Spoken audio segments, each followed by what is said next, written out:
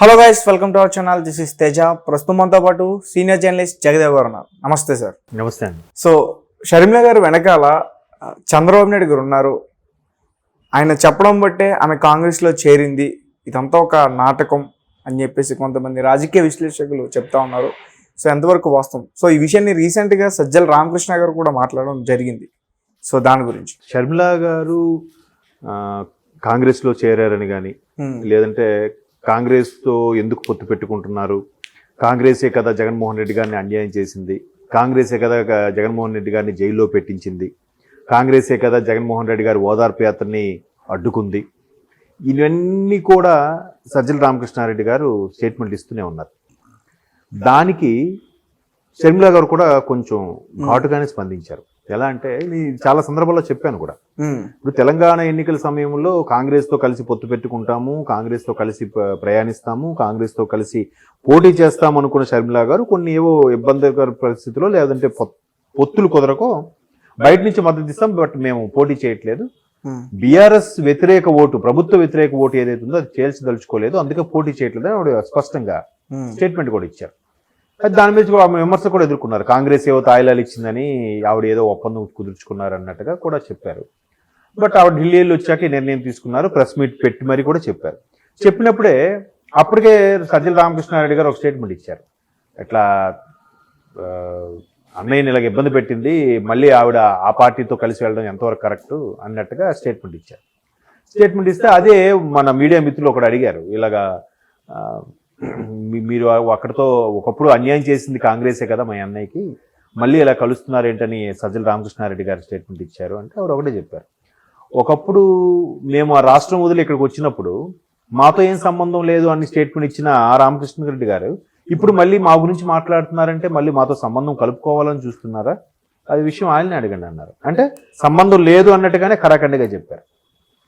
So ఈయన already YCP నుంచి ఖాళీ అయిపోతుంది కాబట్టి దాన్ని ఎలాగో కవర్ చేయాలి, ఎలాగో జగన్మోహన్ రెడ్డి గారి తర్వాత రెండో ప్లేసులో సజ్జల రామకృష్ణారెడ్డి గారే ఉన్నారని కూడా వార్తలు వస్తున్న నేపథ్యంలో మరి పార్టీ గురించి ప్రభుత్వం గురించి ఏదో పాజిటివ్గా మాట్లాడాలి కదా, ఇంకెవరూ మాట్లాడలేదు. మీరు ఈ మధ్యకాలంలో అబ్జర్వ్ చేస్తే ముందంతా చంద్రబాబు నాయుడు గారి మీద, పవన్ కళ్యాణ్ గారి మీద శరవేగంగా చలోక్తులు, కుళ్ళు జోకులు, విమర్శలు, ఫ్యామిలీ మెంబర్స్ అన్ని మాట్లాడిన వాళ్ళు ఈ మధ్యకాలంలో ఎవరు మాట్లాడుతున్నారు, ఎవరు ఎందుకు మాట్లాడట్లేదు కదా.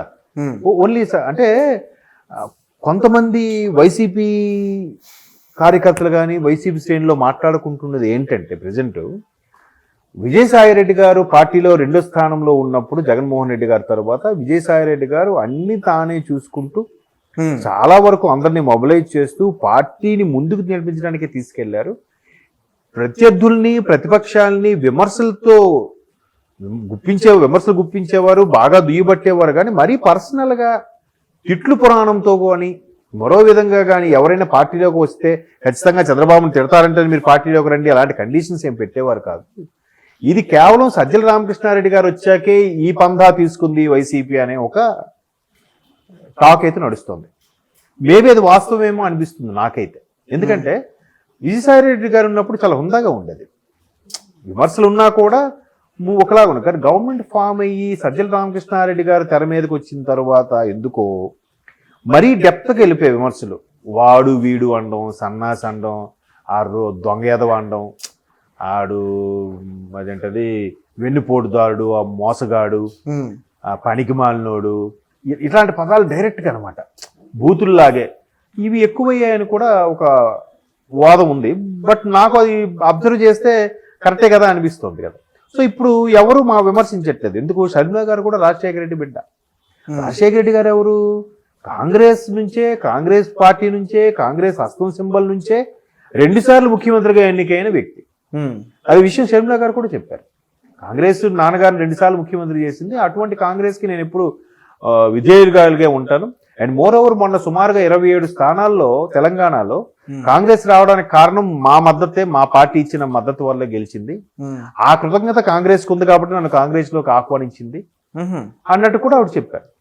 ఎందుకంటే కొడుకు పెళ్లి సంబంధించి శుభలేఖని ఇడుపులపాయలో రాజశేఖర రెడ్డి గారి సమాధి మీద మొట్టమొదటి శుభలేఖ పెట్టడానికి వెళ్ళినప్పుడు మన షర్మిల గారు కనుక కాంగ్రెస్కి మద్దతు ఇవ్వకపోతే కాంగ్రెస్ ఇక్కడ గెలవదా?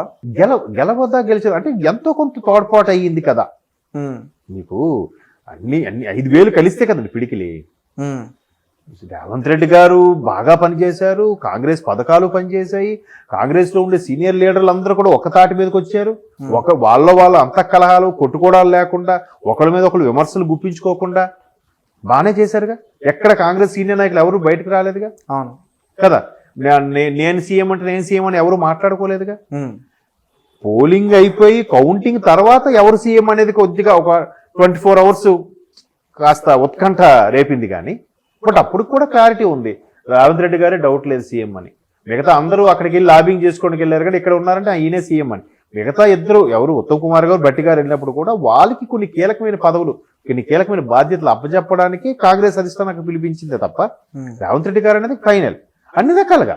ఈవెన్ షర్మిలా గారు కూడా ప్రభుత్వ వ్యతిరేకంగా పనిచేశారు, ప్రభుత్వ వ్యతిరేకంగా బీబట్టేలా పనిచేశారు కదా. అందుకని ఆవిడ చైతన్య రథాన్ని కాల్ చేశారు. ఆవిడని తల్లితో పాటు కూడా హౌస్ అరెస్ట్ చేశారు. చాలా ఇబ్బంది పెట్టారు బీఆర్ఎస్ ప్రభుత్వం. సో అవన్నీ కూడా కొంత ప్లస్ అవుతాయి కదా. ఇప్పుడు మీకు ఎలా చెప్పాలి, ఎగ్జాంపుల్ 2019లో టీడీపీ ఓడిపోవడానికి కారణం జనసేన టీడీపీ అలయన్స్ అవ్వకపోవడమే అని ఒక వాదం ఉంది. దానికి ఎగ్జాంపుల్ కూడా ఉంది, పక్కా ప్రూఫ్ ఎగ్జాంపుల్ ఏంటంటే, ఒక 60 స్థానాల్లో 1000 నుంచి 2000 మధ్యలో ఓట్లతో ఓడిపోయింది టీడీపీ కంపేరిటివ్ వైసీపీతో. ఎందుకు? ఒక పర్టికులర్ నియోజకవర్గంలో ఒక విశ్లేషకులు చెప్పిన మాట నేను చెప్తున్నాను. ఒక పర్టికులర్ నియోజకవర్గంలో కేవలం ఒక పార్టీకి, ఈ వైసీపీకి ఎన్ని వచ్చాయంట? 57,000 ఓట్లు వచ్చాయి. 58,000 ఓట్లు వచ్చాయి. టీడీపీకి ఎన్ని వచ్చాయి? 57,000 ఓట్లు వచ్చాయి.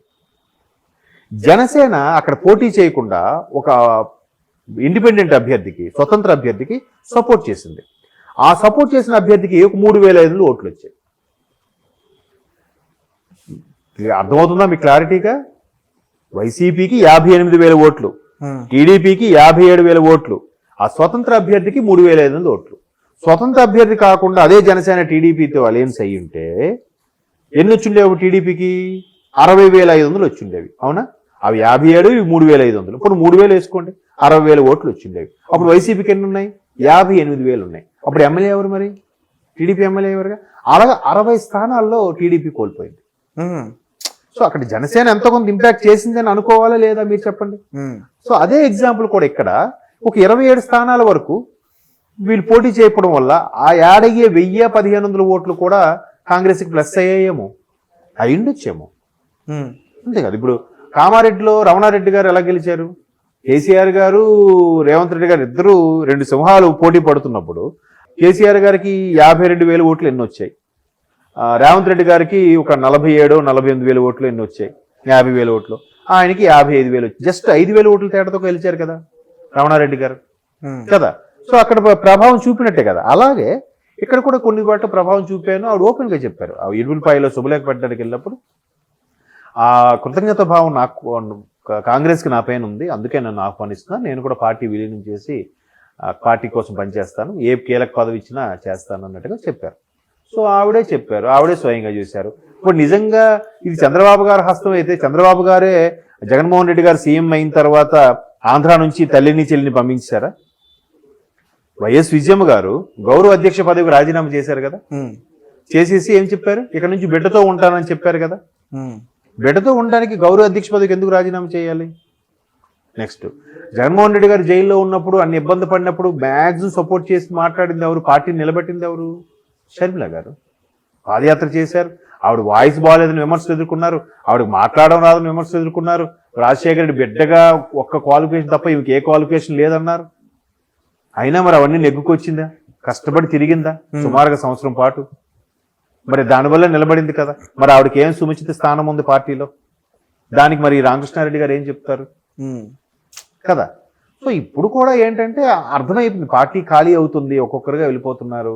సొంత చెల్లి తల్లి కూడా వేరుగా ఉన్నారు. ఇక్కడ మళ్ళీ పోటీ చేస్తే వైసీపీకే నష్టం. కాబట్టి వైసీపీలో ఇప్పుడు 2వ స్థానంలో ఉన్న వ్యక్తి కాబట్టి ఆయన ఏదో మాట్లాడాలి, తప్పదు. మాట్లాడారు. స్టేట్మెంట్ గారు చూసుకోవడం అంతే. మరి రాజకీయాల్లో సహజం, ఏదో ఒక స్టేట్మెంట్ ఇవ్వాలి, వార్తలో నిలబడుతూ ఉండాలి. పార్టీస్ మీద ఏమాత్రం అభిమానం పార్టీ శ్రేణుల్ని నిరాశపరచకుండా ఏదో ఒకటి మాట్లాడుతూ వార్తలో నిలబడాలి అంతే. Okay right, thank you so much.